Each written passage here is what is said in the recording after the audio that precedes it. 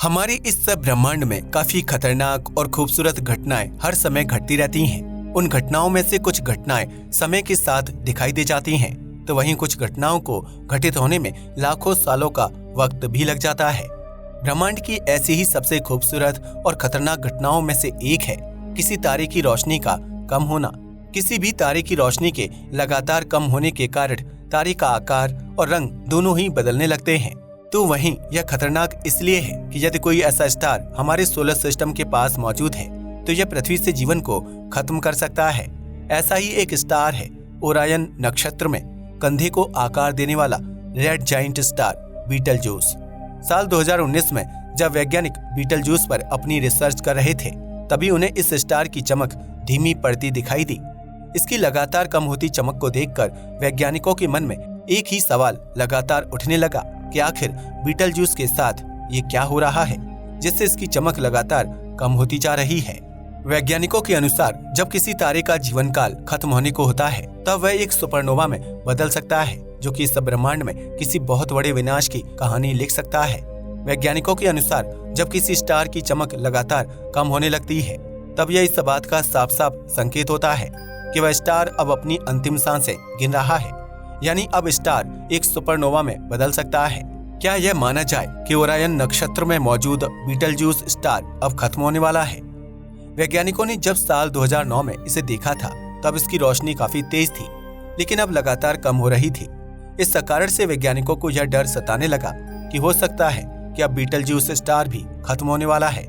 वैज्ञानिकों को बीटलजूस के खत्म होने की संभावनाएं भी इसलिए ज्यादा लग रही थी क्योंकि यह स्टार काफी बड़ा है। यदि हम इस स्टार को अपने स्टार सन से कंपेयर करें तो यह हमारे स्टार से करीब 12 से लेकर 15 गुना तक बड़ा है। इसके इसी बड़े आकार के कारण इसके खत्म होने की संभावना सबसे ज्यादा है, क्योंकि जिस स्टार का आकार जितना ज्यादा बड़ा होता है उसकी लाइफ उतनी ही ज्यादा कम होती है, क्योंकि अपने बड़े आकार के कारण यह स्टार अपने अंदर मौजूद फ्यूल को न्यूक्लियर फ्यूजन की रिएक्शन के कारण तेजी से खत्म करने लगता है और खत्म हो जाता है। किसी भी तारे का जीवन दो प्रकार की एनर्जी पर डिपेंड करता है। पहली एनर्जी जो किसी भी स्टार के अंदर से उसे बाहर की तरफ धकेलने का काम करती है, तो वहीं दूसरी एनर्जी उसकी ग्रेविटेशनल फील्ड जो उसे अंदर की तरफ धकेलती रहती है। जब तक इन दोनों एनर्जी के बीच बैलेंस बना रहता है तब तक स्टार लगातार एनर्जी प्रोड्यूस करता रहता है। जैसे ही यह बैलेंस अनबैलेंस होता है तारे का अस्तित्व खत्म होने लगता है। हम जानते हैं कि किसी भी तारे के अंदर चलने वाली न्यूक्लियर फ्यूजन की रिएक्शन से कोर में बहुत ज्यादा मात्रा में हीट और प्रेशर क्रिएट होता है जो तारे को बाहर की तरफ धकेलने का काम करती है। तो वहीं दूसरी तरफ तारे के बहुत ज्यादा मास के कारण इस पर एक पावरफुल ग्रेविटी भी काम करती है, और इसी पावरफुल ग्रेविटी के कारण तारा अंदर की तरफ खींचने लगता है। दोनों ही एनर्जी के बीच एक बैलेंस बना रहता है, लेकिन लगातार होती न्यूक्लियर फ्यूजन की रिएक्शन के कारण तारे का मास लगातार घटने लगता है, और इस कारण से तारा धीरे धीरे अंदर की तरफ सिकुड़ने लगता है, और इसी कारण से किसी भी तारे का अस्तित्व खतरे में पड़ जाता है और वह अपनी अंतिम सांसें गिनने लगता है। तारे के मास के कारण इस पर काम करने वाली पावरफुल ग्रेविटेशनल फोर्स इसमें पाए जाने वाले हाइड्रोजन एटम को तेजी से दूसरे हाइड्रोजन एटम से टकराकर हीलियम एटम में बदलने लगती है, और इसी प्रोसेस के कारण किसी भी तारे से चमक पैदा होती है और हमें एनर्जी मिलती है। लेकिन इसका मतलब ये बिल्कुल नहीं है कि किसी भी तारे का मास या आकार जितना बड़ा होगा उसमें हाइड्रोजन एटम उतने ही ज्यादा होंगे और वह उतने ही ज्यादा समय तक जीवित रहेगा। जितना बड़ा तारा होगा उसका मास भी उतना ही ज्यादा होगा। इस कारण से उस पर ग्रेविटी फोर्स भी ज्यादा लगेगी, और यह ज्यादा ग्रेविटी फोर्स ही तारे के ईंधन को जल्द खत्म करने का कारण बनती है।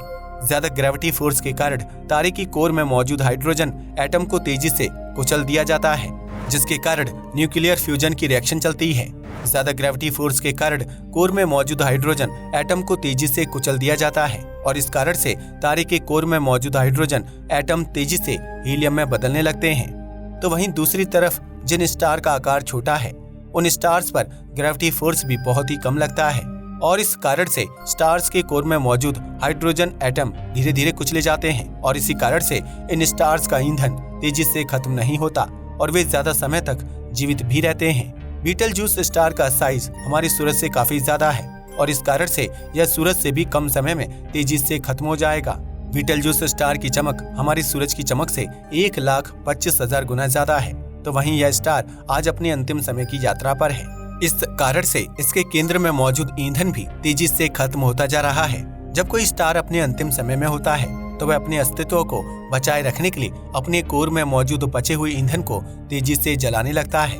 स्टार के कोर में होने वाली न्यूक्लियर फ्यूजन की रिएक्शन के कारण ही तारे की कोर में नए नए एलिमेंट्स का भी जन्म होता है। इसी कारण से इसके पास अपने अस्तित्व को बचाए रखने के लिए हाइड्रोजन के अलावा फ्यूल का दूसरा ऑप्शन भी मौजूद होता है। जैसे ही स्टार कोर में मौजूद हाइड्रोजन एटम्स को जलाकर खत्म कर देता है तो इसके बाद यह स्टार अपने अंदर मौजूद हीलियम को जलाने लगता है, और जब हीलियम भी जलकर खत्म हो जाता है तो यह और ज्यादा कॉम्प्लेक्स एलिमेंट्स को जलाने लगता है, जैसे कि नाइट्रोजन और ऑक्सीजन एटम्स। यह ठीक एक ऐसी प्रोसेस है जैसे कि जब हम किसी लकड़ी को जलाते हैं तो वह जलकर कोयले में बदल जाती है, और कोयले को जलाया जाता है तो यह फिर एक नए एलिमेंट में बदल जाती है। इसी के साथ जब कोयला जलकर राख हो जाता है तो राख तारकोल में बदल जाती है।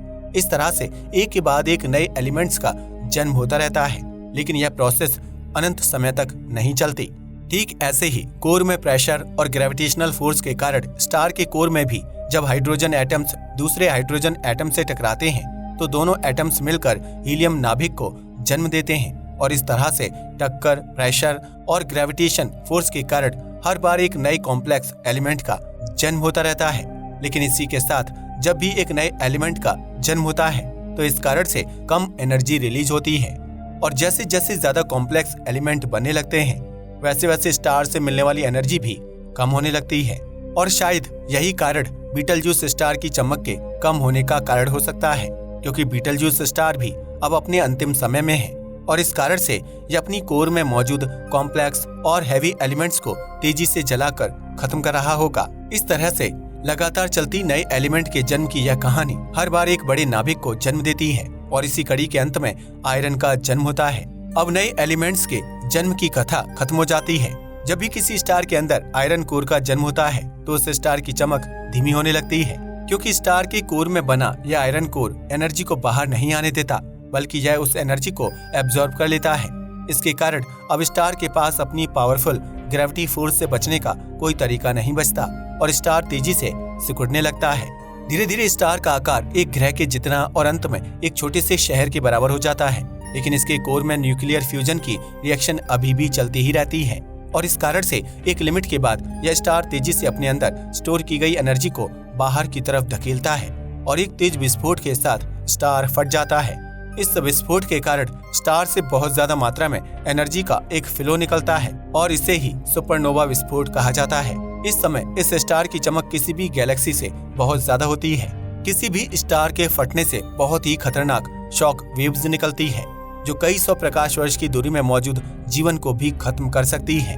पहले तो वैज्ञानिकों को यही लगा कि शायद बीटलजूस स्टार खत्म होने वाला है और यह कभी भी फट सकता है। इस प्रेडिक्शन ने तो वैज्ञानिकों को चिंता में डाल दिया, क्योंकि वैज्ञानिकों को ये लगने लगा था कि शायद बीटलजूस स्टार फटने वाला है, और इस बात को सही साबित करने या फिर सच्चाई का पता लगाने के लिए वैज्ञानिकों ने साल 2019 में बीटलजूस स्टार की सरफेस के टेम्परेचर को मेजर करने का फैसला किया। क्योंकि जब कोई तारा खत्म होने लगता है तो उसका टेम्परेचर और चमक का कम होना एक नेचुरल प्रोसेस है, क्योंकि इस प्रोसेस में तारा धीरे धीरे ठंडा होने लगता है, और इसी कारण से इसकी चमक भी कम हो जाती है, और इसके चलते तारे की सतह का टेम्परेचर भी कम होने लगता है। लेकिन जब वैज्ञानिकों ने बीटलजूस स्टार की सरफेस के टेम्परेचर को मेजर किया तो उनके तो होश ही उड़ गए, क्योंकि बीटलजूस स्टार की सतह के टेम्परेचर में कोई कमी नहीं थी। लेकिन अब ऐसे में सवाल यह उठता है कि बीटलजूस स्टार की चमक के कम होने का कारण क्या हो सकता है। इसका पता लगाने के लिए वैज्ञानिकों ने तारे की फोटो लेना शुरू किया तो पता चला कि तारे की ऊपरी सतह तो पूरी तरह से चमकदार थी, लेकिन इसके अंदर की सतह की चमक कम हो रही थी। इस तरह से वैज्ञानिकों को पता चला कि बीटलजूस स्टार का आधा हिस्सा तो पूरी तरह से चमक रहा था, लेकिन आधे हिस्से की चमक फीकी पड़ रही थी। इस रहस्य का पता लगाने के लिए वैज्ञानिकों ने बीटलजूस स्टार पर और ज्यादा रिसर्च करने का फैसला किया। इस रिसर्च में पता चला कि स्टार की कोर में हर समय नए नए एलिमेंट्स का जन्म होता रहता है, और बीटलजूस स्टार की चमक के कम होने का कारण भी इसके अंदर बनने वाले एक विशेष प्रकार के एलिमेंट का बनना ही है। वैज्ञानिकों के अनुसार बीटलजूस स्टार की कोर में सिलिकॉन एटम का जन्म हुआ है। जब किसी स्टार की कोर में सिलिकॉन का जन्म होता है तो यह धीरे धीरे ऊपर की तरफ उठने लगता है और लगातार गाढ़ा होता जाता है। और इस गाढ़ेपन के कारण ही स्टार की रोशनी पूरी तरह से बाहर नहीं आ पाती है और हमें ये लगने लगता है कि स्टार की चमक धीमी पड़ रही है। इसी के साथ बीटलजूस स्टार की चमक कभी धीमी होती है तो कभी तेज हो जाती है। तो इसका कारण बताते हुए वैज्ञानिक कहते हैं कि यह बिल्कुल वॉमिट करने जैसा है। जिस तरह से वॉमिट होने पर धीरे धीरे स्टफ बाहर निकलता है, ठीक उसी तरह से ये कहा जा सकता है कि बीटलजूस स्टार भी सिलिकॉन की वॉमिट कर रहा है और जब यह वॉमिट करता है तो इसकी चमक धीमी पड़ जाती है। लेकिन फिर भी वैज्ञानिक इस स्टार पर बराबर अपनी नजर बनाए हुए हैं ताकि यह पता लगाया जा सके कि बीटलजूस स्टार कब फटने वाला है। आज के लिए बस इतना ही। वीडियो पसंद आया तो इसे लाइक और शेयर करें। धन्यवाद।